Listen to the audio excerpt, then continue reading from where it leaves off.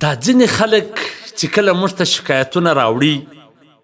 وایي کور والا مې داسې ذهني مریضه ده ګزاره نشم ورسره کولی هغه نو ده په خپلو ظلمونو په تنګېدو هغه نیمۍ نیونې کړې وي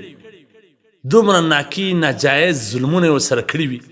چې دماغ یې ور اوټ کړي ور خراب یې کړي بیا وایي زما ګزاره نشته ورسره.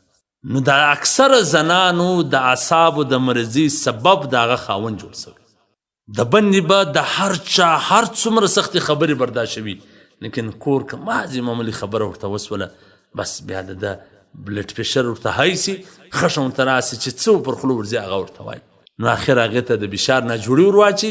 اعصاب یې ور خراب کړي نو بیا وایي د داسې ذهني مرضې سره زما ګزاره نسي کوي. نو باید موږ تاسې د پیغمبر علیه صلات وسلام د پیغام مطابق په کور کې د ځانه څه اخلاقمن جوړ کړو څه حوصله په ځان کې پیدا کړو څه رحم په ځان کې پیدا کړو څه برداشت په ځان کې پیدا کړو بیا به هېڅکله هغه ذهني مریضه نه جوړېږي. والسلام.